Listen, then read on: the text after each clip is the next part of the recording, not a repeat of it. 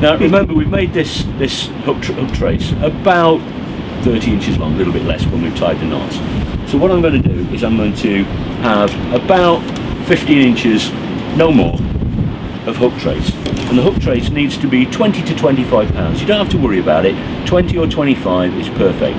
Now I always leave the line on the spool, but tie it to the hook trace swivel. And you've just shown one knot. I'm going to do a slight variation on the same knot that you did. I'm going to do a tucked half blood, which is basically you just go around itself, wrap it around about 6 times, because remember this is lighter 25-pound line. Yeah. So you need a few extra turns. There's only 3 turns or 4 turns that slide through. On the heavy stuff, yeah. That's right. Yes, that's right. You go through the loop at the bottom. As I did in my knot. Exactly, but the difference is you go through the loop a second time. So that you've got a lock in, that's why they call it the tucked half blood. It's that tuck at the end, it just makes it stronger. A little bit of saliva, nip it up and just very, very gently slide it down. Just make sure it's nice and strong and nice and neat. It makes a very neat small knot. Very nice. And we'll just take this tag end off. Don't need to leave very much. You trimmed that very tight because you tucked it. Well, it's not coming up. I know it's strong. I've got total confidence in it. So then all I do then is measure off about 15 inches or so, no more than that.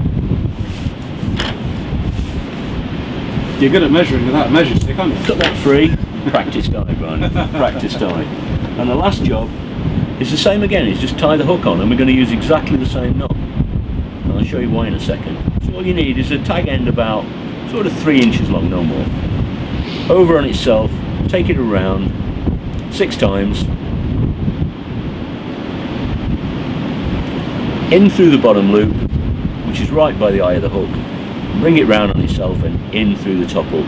And before you close it, again, just a little bit of saliva and just slide it down and lock it in place. Look at the pressure I'm putting on that. It won't move. It's totally, totally strong.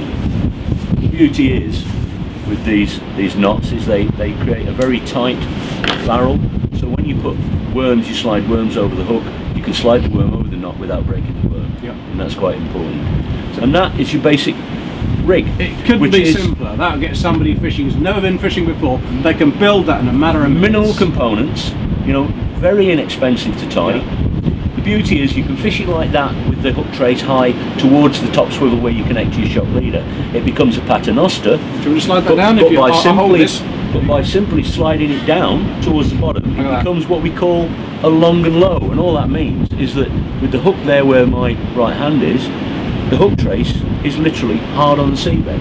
And that's very good for different fish like flatfish, whereas the higher up hook trace tends to pick up fish like whiting, coalfish, codling that are swimming just up off the bottom. So it's a very versatile rig. So really what you've got is the simplest rig in the world to build that's totally versatile, which actually makes it very universal. You can do plenty with a simple rig. Catch a lot of different species as well, and that's what it's all about.